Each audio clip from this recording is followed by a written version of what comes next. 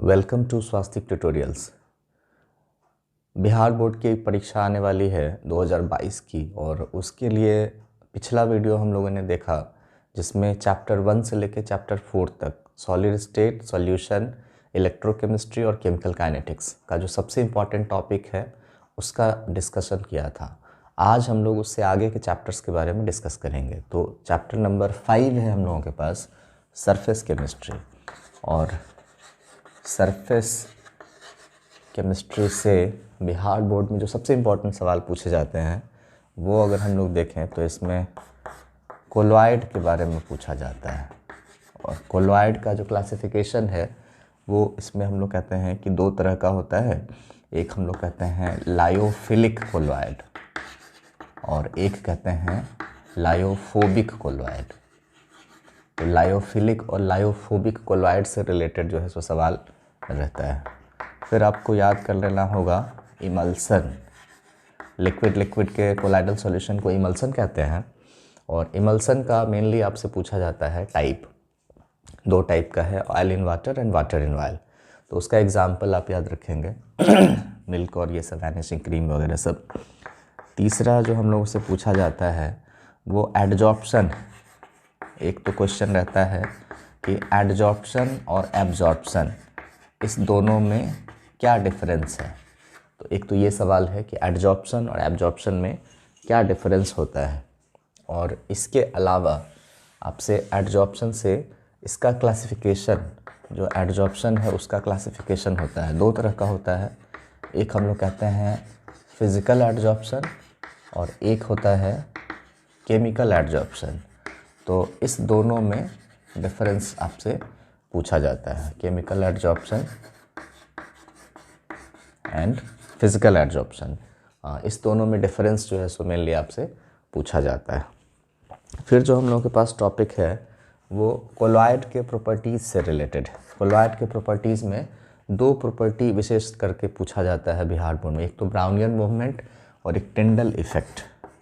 तो आप इसको पढ़ लेंगे, ब्राउनियन मोशन या फिर ब्राउनियन मूवमेंट, और एक प्रॉपर्टी जो है वो है टिंडल इफ़ेक्ट। ये जो है सो बिहार बोर्ड के लिए इम्पॉर्टेंट है। वैसे इस चैप्टर में एक रूल है हम लोगों के पास जिसको कहते हैं हार्डी-सुल्ज रूल। यह हार्डी-सुल्ज रूल कोएगुलेशन से रिलेटेड है कि कोएगुलेटिंग पावर किन बातों पर डिपेंड करता है। तो एक तो नेचर ऑफ आयंस पे डिपेंड करता है, और दूसरा जो है सो चार्ज ऑफ आयंस पे डिपेंड करता है। तो हार्डी और सुल्ज रूल को आप इस चैप्टर में पढ़ लेंगे। इसके अलावा सरफेस केमिस्ट्री से जो हम लोगों से एक और सवाल पूछा जाता है वो जनरली जो है सो प्रॉपर्टीज़ में एक आपको दिखेगा कि कोलॉइडल सॉल्यूशन का प्यूरिफिकेशन करते हैं। तो कोलॉइडल सॉल्यूशन का प्यूरिफिकेशन में डायलिसिस एक मेथड होता है, और एक मेथड जो है सो अल्ट्रा फिल्ट्रेशन होता है। तो इसको आप पढ़ लेंगे, डायलिसिस एंड अल्ट्रा फिल्ट्रेशन जो मेथड है उसको पढ़ लेंगे। और थोड़ा सा एक लास्ट टॉपिक है एंजाइम्स के बारे में पढ़ लेंगे, एंजाइम्स। इसके अलावा एक दो वर्ड और है जैसे होमोजीनियस और हेट्रोजीनियस कैटालाइसिस है, और कैटलिस्ट का डेफिनेशन है। कैटलिस्ट के बारे में केमिकल काइनेटिक्स में भी है और यहाँ भी है, तो आप कैटलिस्ट के बारे में थोड़ा सा पढ़ लेंगे और एंजाइम्स के बारे में पढ़ लेंगे। तो ये सरफेस केमिस्ट्री का जो है सो आपका तैयारी हो जाएगा। और विशेष इसमें जो है सो इलेक्ट्रोकाइनेटिक पोटेंशियल वगैरह सब उतना पढ़ने का ज़रूरत नहीं है। इसके बाद जो नेक्स्ट चैप्टर हम लोगों के पास है वो है बहुत इम्पॉर्टेंट टॉपिक है बिहार बोर्ड के लिए, चैप्टर 6। चैप्टर 6 का एक अलग सा वीडियो भी आपको मिल जाएगा, वो लास्ट ईयर बनाया था और उसका लिंक इस वीडियो के डिस्क्रिप्शन में आपको मिल जाएगा। लेकिन बिहार बोर्ड का जो है सो क्वेश्चन का पैटर्न ऑलमोस्ट सेम रहता है हर साल, तो उसको लास्ट ईयर वाले वीडियो से भी आपको बहुत सारा हेल्प मिल जाएगा। तो यहाँ पे मेनली जो है so extraction of metal, extraction of metal, और इसको मेटलर्जी भी हम लोग कहते हैं इस चैप्टर को। चैप्टर 6 है एनसीईआरटी का। इसमें आपको 3 मेटल पर विशेष ध्यान देना है, आयरन, एल्युमिनियम और जिंक। इस तीनों से लॉन्ग आंसर जनरली पूछा जाता है। एक तो रहेगा कि आयरन का, एल्युमिनियम का, जिंक का ओर का नाम बताइए, आयरन एल्युमिनियम जिंक का एक्सट्रैक्शन का प्रोसेस बताइए, और फिर इसमें से इसका रिएक्शन, जनरली एसिड के साथ रिएक्शन या फिर एल्युमिनियम का बेस के साथ रिएक्शन पूछा जा सकता है। इसके अलावा एक दो बार देखा गया है कि आयोडीन से रिलेटेड क्वेश्चन पूछता है कि आयोडीन का एक्सट्रैक्शन आप सीवीड के साथ कैसे करेंगे, सीवीड से आयोडीन का एक्सट्रैक्शन कैसे करेंगे। और कॉपर का एक्सट्रैक्शन अभी तक नहीं आया है। कॉपर का आप सिर्फ ओर्स का नाम याद रखेंगे, कॉपर का कौन कौन सा ओर है, ऑब्जेक्टिव में भी हेल्प करेगा और सब्जेक्टिव में भी हेल्प करेगा। और इसके अलावा लास्ट टॉपिक हम लोगों के पास होता है प्यूरिफिकेशन। तो प्यूरिफिकेशन में आप सारा मेथड्स जो है सो पढ़ लेंगे, खास करके सेमीकंडक्टर्स के लिए जो जोन रिफाइनिंग मेथड होता है, और निकेल वगैरह के लिए मॉन्ट्स प्रोसेस है, वान आर्केल प्रोसेस जिंक और टाइटेनियम के लिए है। ये सारा कुछ अगर आप प्यूरिफिकेशन का मेथड और इलेक्ट्रोलाइटिक प्यूरिफिकेशन पढ़ लेंगे तो हो जाएगा। और मेनली सबसे इंपॉर्टेंट है आयरन, एल्युमिनियम और जिंक का एक्सट्रैक्शन और एक आयोडीन का एक्सट्रैक्शन। तो आयोडीन का एक्सट्रैक्शन आपको एनसीईआरटी में नहीं मिलेगा, उसके अलावा किसी और किताब से आपको सर्च करना पड़ेगा। इसके बाद बहुत बड़ा चैप्टर हम लोगों के पास आता है, चैप्टर 7 पी ब्लॉक।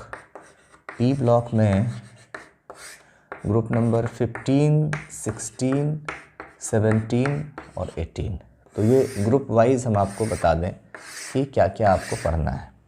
एक तो जैसे कि जिन लोगों ने मेरा क्लास किया होगा उनको पता है कि पी ब्लॉक में 3 टाइप का सवाल बनता है, और उसी के बेसिस पे जो है सो हम अपनी क्लास को पढ़ा भी देते हैं। सबसे पहले तो स्ट्रक्चर, बहुत सारा आपको एसिड का या फिर ऐसे भी बहुत सारा ऑक्साइड्स का या बहुत सारे हैलोजेंस वाले कंपाउंड्स का स्ट्रक्चर, हाइब्रिडाइजेशन, ये सारा कुछ पूछा जाता है, जो valence shell electron pair repulsion theory पे बेस्ड होता है। तो अगर आप केमिकल बॉन्डिंग का valence electron pair repulsion theory पढ़ लेंगे और उसके बेसिस पर स्ट्रक्चर्स को बनाना सीख लेंगे तो बहुत सारे स्ट्रक्चर से रिलेटेड बना सकते हैं आप। पी ब्लॉक पे इस स्ट्रक्चर से रिलेटेड पहले कई सारा वीडियो मैंने बनाया हुआ है, उसका लिंक भी डिस्क्रिप्शन में आपको मिल जाएगा, वहाँ से आप देख सकते हैं उसको। तो ग्रुप 15 में हम लोगों के पास जो पढ़ना है वो है preparation of nitrogen, preparation of ammonia and HNO3। तो HNO3 और अमोनिया ये दोनों थोड़ा ज़्यादा इम्पॉर्टेंट हो जाता है। अमोनिया में हेबर्स प्रोसेस और HNO3 में ओस्टवाल प्रोसेस। उसके बाद अमोनिया में कुछ रिएक्शंस है दिया हुआ, जितना एनसीईआरटी में दिया हुआ है उसको आप देख लेंगे। और HNO3 का मेटल्स के साथ स्पेशली रिएक्शन आप पढ़ लेंगे, कॉपर के साथ डाइल्यूट और कंसनट्रेटेड में, और जिंक के साथ डाइल्यूट और कंसनट्रेटेड में, तो मेनली ये कवर हो जाता है। इसके अलावा नाइट्रोजन के अलावा फॉस्फोरस का PCl5 के बारे में विशेष पढ़ लेंगे, और फॉस्फोरस का जो 3 ऑक्सो एसिड है H3PO2, H3PO3, H3PO4, इन सबों का स्ट्रक्चर और सबका जो इक्विवेलेंट वेट होता है, इक्विवेलेंट वेट निकालने के लिए हम लोगों को उसमें नंबर ऑफ रिप्लेसेबल हाइड्रोजन चाहिए होगा। तो स्ट्रक्चर से वो क्लियर हो जाएगा कि कितना रिप्लेसेबल हाइड्रोजन है, वो सब आप पता कर लेंगे। ग्रुप 16 में ऑक्सीजन है, सल्फर। तो ऑक्सीजन का प्रिपरेशन और ऑक्साइड्स का टाइप, तो मेनली उससे ऑब्जेक्टिव सवाल बनता है, acidic oxide, basic oxide, amphoteric oxide and neutral oxide. Examples आप याद रखेंगे। और ओजोन के बारे में बहुत थोड़ा सा, ओजोन का टेस्ट मेनली ध्यान में रखेंगे। और उसके बाद सल्फ़र। तो सल्फ़र में क्या है कि रोम्बिक, मोनोक्लिनिक, ये सब उतना नहीं पूछा जाता है आपसे। मेनली सल्फ़र का एक कंपाउंड है H2SO4, और H2SO4 का जो प्रिपरेशन का मेथड है दैट इज़ कॉन्टैक्ट प्रोसेस, उस पर विशेष ध्यान देना है। Contact process for the manufacturing of H2SO4 आप पढ़ लेंगे, और H2SO4 का कुछ रिएक्शंस आप ध्यान में रखेंगे, केमिकल रिएक्शंस, जैसे नॉन वोलेटाइल नेचर इसका है, या फिर जो वाटर के साथ इसका एफिनिटी होता है, ग्लूकोज वगैरह ये चीनी के साथ रिएक्शन है, ये सब कुछ आप देख लेंगे। फिर ग्रुप 17 आता है। तो ग्रुप 17 में हम लोगों के पास क्लोरीन और HCl, क्लोरीन का प्रिपरेशन, HCl का प्रिपरेशन। और HCl का रिएक्शंस 2 चीज़ों के साथ विशेष रूप से, अमोनिया के साथ और फिर NaOH के साथ, ये दोनों आप ध्यान में रखेंगे। और ग्रुप 18 में सिर्फ स्ट्रक्चर जेनन के कंपाउंड्स का, XeF2 का, XeF4 का, XeF6 का, XeO3 का, XeOF4, जितना एनसीईआरटी में स्ट्रक्चर दिया हुआ है वो सारा स्ट्रक्चर आप विशेष रूप से पढ़ लेंगे।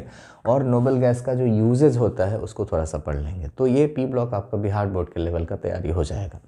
एक तरह का सवाल इसमें और पूछा जाता है रीजन बेस्ड क्वेश्चन। तो रीजन बेस्ड क्वेश्चन आपसे जब भी पूछा जाएगा तो उसके लिए एनसीईआरटी का एग्जाम्पल और क्लास नोट्स जिन किसी भी टीचर से आपने पढ़ा होगा उसमें रीजन बेस्ड क्वेश्चंस बहुत सारे मिल जाएंगे। उसका एक अलग वीडियो रीजन बेस्ड क्वेश्चंस का आपको जो है सो हम बना देते हैं, उस पर आप उस पर बात कर सकते हैं। बहुत सारा रीजन बेस्ड क्वेश्चंस मेनली होना चाहिए। और अगर आपको उसका क्वेश्चन आंसर चाहिए तो फिर मेरा टेलीग्राम चैनल का लिंक भी आपको मेरे चैनल के डिस्क्रिप्शन में मिल जाएगा। स्वास्थ्य ट्यूटोरियल्स चैनल का डिस्क्रिप्शन में आपको इसका टेलीग्राम का लिंक मिल जाएगा और वहाँ पे आपको जो है सो बहुत सारा उसका PDF मटेरियल मिल जाएगा, वहाँ से आप ले सकते हैं। रीजन बेस्ड क्वेश्चन बहुत सारा मिलेगा। फिर हम लोगों के पास जो नेक्स्ट चैप्टर आता है D&F ब्लॉक। तो बिहार बोर्ड D&F ब्लॉक से ज़्यादा सवाल नहीं पूछता है। एक सवाल सबसे फेमस है, कभी भी पूछने को देखने को मिलेगा आपको कि कोई एलिमेंट है या आयन है, उसके कंपाउंड्स कलरलेस क्यों होते हैं। तो उसमें अनपेयर्ड इलेक्ट्रॉन एब्सेंट होता है, डी ट्रांजिशन एब्सेंट होता है, इस वजह से वो कलरलेस हो जाएगा। जैसे जिंक का कंपाउंड या फिर कैडमियम का कंपाउंड कलरलेस क्यों होता है, ये सवाल बार बार दिखेगा। फिर डी ब्लॉक के एलिमेंट्स में जो कैटालिटिक प्रॉपर्टी होता है वो क्यों होता है, इस पे एक दो सवाल दिखेगा आपको। कुछ जो है सो एलॉय का नाम आप याद कर लेंगे, ब्रॉन्ज का कौन कौन सा मतलब कि कंस्टिट्यूएंट एलिमेंट्स होता है, ब्रास का कौन सा होता है, ये सब। इलेक्ट्रॉनिक कॉन्फ़िगरेशन एटॉमिक नंबर 21 से लेकर के 30 तक का याद रखेंगे। इस एटॉमिक नंबर से अगर आप देखें तो डी ब्लॉक का भी इलेक्ट्रॉनिक कॉन्फ़िगरेशन का डायरेक्टली सवाल पूछा जाता है, वो भी बन जाएगा। और इसकी मदद से आप अगला चैप्टर जो हम लोगों के पास है कोऑर्डिनेशन कंपाउंड, उससे भी बात कर सकते हैं। लैंथेनाइड एक्टिनाइड से बिहार बोर्ड में उतना सवाल नहीं पूछा जाता है, तो उस पर ज़्यादा ध्यान आप नहीं देंगे। आप अगला चैप्टर चले आएंगे कोऑर्डिनेशन कंपाउंड। कोऑर्डिनेशन कंपाउंड हम लोगों के पास चैप्टर 9 है और इससे भी कोऑर्डिनेशन कंपाउंड से भी बिहार बोर्ड में बहुत ज़्यादा सवाल नहीं पूछा जाता है। एक वर्नर्स थ्योरी है, तो वर्नर्स थ्योरी का जो 3 पोस्टुलेट है उसको आप ध्यान में रखेंगे। फिर जो है सो इसमें IUPAC नोमेनक्लेचर, और वो भी बहुत फेमस कंपाउंड्स है जो स्टार्टिंग में आपको सर लोग पढ़ाते होंगे, जिसमें एक ही लिगेंड होता हो जनरली, वही वाला सब पूछा जाता है। और कभी कभी ऑक्सीडेशन नंबर चाहिए, तो ऑक्सीडेशन नंबर जब तक नहीं आएगा तब तक आप कैसे IUPAC नोमेनक्लेचर डिसाइड करेंगे। और एक दो बार आपको इसमें इफ़ेक्टिव एटॉमिक नंबर का सवाल भी दिखेगा। इफ़ेक्टिव एटॉमिक नंबर कैसे कैलकुलेट करते हैं वो आपको पता होगा, तो इफ़ेक्टिव एटॉमिक नंबर का सवाल भी एक दो बार दिखता है। और उसके अलावा इसमें हम लोगों को एक बार दिखा है तीसरा हाइब्रिडाइजेशन, जो वैलेंस बॉन्ड थ्योरी पे हाइब्रिडाइजेशन करते हैं, जैसे NiCO4 का हाइब्रिडाइजेशन या फिर NiCl4 का 2- है, इसका हाइब्रिडाइजेशन। तो ये सब कुछ फेमस जो है सो आपके पास कॉम्प्लेक्स है। FeCN6 है, ये सब का जो है सो हाइब्रिडाइजेशन अगर आप निकाल सकते हैं, स्ट्रक्चर बता सकते हैं, तो इतना सॉल्व हो जाएगा। और लास्ट में importance and applications of coordination compound, जैसे एक दो बार सवाल दिखेगा कि हीमोग्लोबिन किस एलिमेंट का कोऑर्डिनेशन कंपाउंड है, आयरन का है, या फिर विटामिन B12 किसका है, तो कोबाल्ट का है। तो ये सारा लास्ट में थोड़ा सा आप पढ़ लेंगे तो कोऑर्डिनेशन कंपाउंड चैप्टर आपका ख़त्म हो जाएगा। तो ये जो वीडियो था इसमें हम लोगों ने सेकेंड पार्ट था ये वॉल्यूम 1 के लिए। अगले वीडियो में आपको हम वॉल्यूम 2 का, दैट इज़ ऑर्गेनिक केमिस्ट्री का जो है सो इम्पॉर्टेंट टॉपिक्स बताएंगे। और लास्ट ईयर बहुत सारे हर चैप्टर्स का जो है सो आपको ऑब्जेक्टिव क्वेश्चंस का वीडियो मिल जाएगा, जिसमें 2020 तक का क्वेश्चंस आपको सॉल्व किया हुआ मिल जाएगा। तो उस सब का लिंक इस वीडियो में आपको मिल जाएगा। और आप पुराना वीडियो भी देख सकते हैं, ज़रूरी नहीं कि उस पर अगर 2022 नहीं लिखा हुआ है तो वो बिहार बोर्ड के लिए बिल्कुल काम का नहीं है। नहीं, बिहार बोर्ड ज़्यादा चेंज नहीं करता है, तो 2021 वाला वीडियो, 20 वाला वीडियो भी आपके लिए यूज़फुल हो सकता है, उन सबों को भी आप देख सकते हैं। और अगर कोई पर्टिकुलर टॉपिक से रिलेटेड आपको कोई दिक्कत हो जो कि आपको लगता है कि एक बार देख लेना चाहिए, तो आप उनको कमेंट में जा कर के बताएँगे और हम उस पर ज़रूर से कुछ वीडियो बना करके आपकी मदद करेंगे। Thank you.